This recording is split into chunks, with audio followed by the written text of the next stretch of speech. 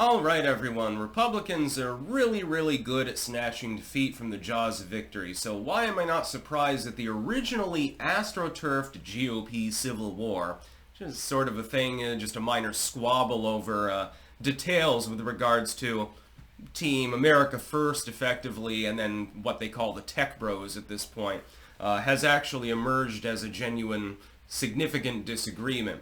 This does not surprise me. The Republicans are very good at this. This is why I'm not a Republican, or a conservative by that matter. It doesn't surprise me at all. It has to do with policy and hiring decisions mostly. It goes a little bit beyond that. The idea is that like the tech bro side, like Musk and so forth, people that are rich, people that are, in some cases censorship inclined. Twitter has restored some of its algorithmic demotion literally the other day. And by the way, I disagree with that. I think Elon Musk is making a mistake. His brand, originally, the reason why people were piling aboard Twitter and liberals were piling off and going off to echo chamber sites like Blue Sky or Tribble or something like that, was partially because he reformed the site. And so algorithmic demotion and so forth were more absent. They were never fully gone, but it was better. As a rule, generally speaking, the site got better. And it is still better than under the Agrawal days. I will give credit where it's due. It's just it's moving in the wrong direction.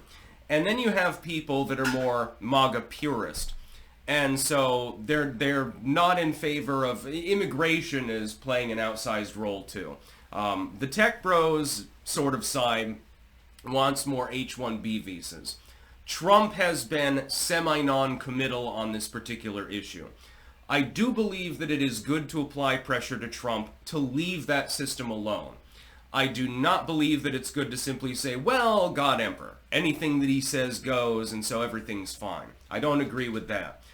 But the infighting is literally going to lead to liberals that are 10 times worse than any tech bro could be, taking over at some point. I think that it's a stupid decision. The Republicans resemble orangutans that are autistic and semi-retarded.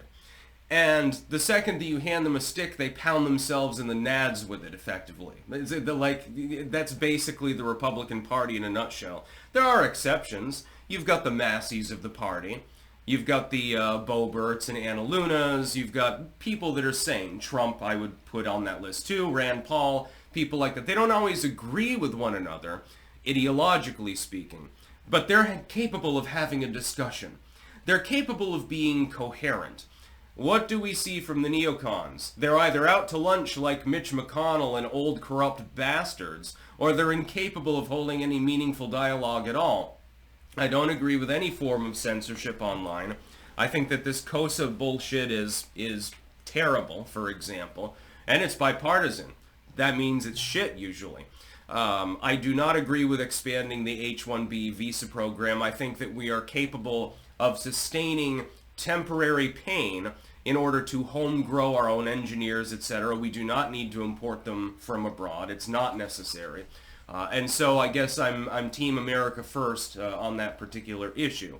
That being said, if you infight too much, you end up becoming so badly disorganized and distasteful to the public. And keep in mind, the Trump administration has not even taken control yet.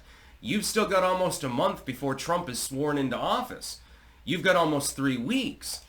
The Biden administration, in the meanwhile, is trying to burn the barn down on the way out the door, trying to burn the house down on the way out the door. And you've got big problems in the country that need to be addressed. You need to think of more macro issues, I think, than this sort of infighting. That fight can be had later. Trump's first 100 days in office. Is he going to massively expand the H-1B visa program? I can't answer that question. Pressure should be applied to him, but on many of the things that he has proposed, continued tax relief, building the rest of the wall, deportation, diplomatic efforts, on those things he must be supported. The fact that he's partying with Elon Musk and that you may not agree with everything Elon Musk says does not mean that you say, well, MAGA is dead. That's typical Republicans. They're Republican-ing, if that makes any sense. They've done this before. Hand a Republican a mandate, and they start to cower and whimper. They don't know what to do with it. And so they either overstretch and piss the public off and lose, or they under fire and they lose. This seems to be basically the meaning of the Republican Party at this point.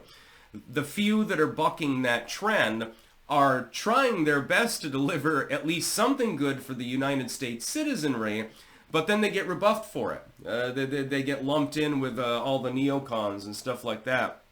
I don't like it if Trump expands the H-1B visa program. I don't think it's necessary. I would prefer reforming the educational system and saying, look, no more of this woke nonsense. We're not going to be funding students to take women's studies majors because it's just completely insane. We want them in roles that can actually deliver actual jobs. That's what I would prefer. That being said, we don't know exactly what Trump is going to do. Again, he's giving mixed signals. He's doing A/B testing. Put pressure on him. But you don't need to have an actual GOP civil war. This is what the liberals want. They want your party to infight.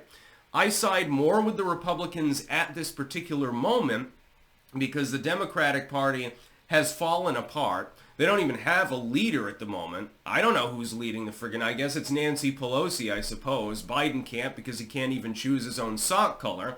Kamala Harris has disappeared. Schumer's nothing more than a lapdog. And Gavin Newsom has presidential ambitions, but currently he's simply a governor. I suppose Nancy Pelosi is currently the de facto leader of the Democratic Party. And she's terrible. The Democratic Party has become terrible. If they reform, maybe I'll think about voting for them generally in the future. And I'm not natural-born Republican or anything like that. Right now, the GOP, though, is more palatable. And so when I weigh on issues like this, it's because I want the GOP to function, to actually do something. If you strangulate yourself and you hit yourself in the head with the stick like an autistic orangutan, at some point the public's going to say, what the fuck? Yeah, why did we even vote for you? What's the end result of this? You end up with Speaker Nancy Pelosi again for like the fourth fucking time. She's been in Congress for, what, half a century or something like that. That's what you end up with. Yeah, that'd be real helpful to our nation, by the way. It would be really, really, really helpful. And it'll take care of tech censorship and all of these other things. Now, what you're going to get is shit on. You're going to end up, effectively, the Republicans are just throwing their poo around at this point. Typical Republicans. That's about all. Peace out.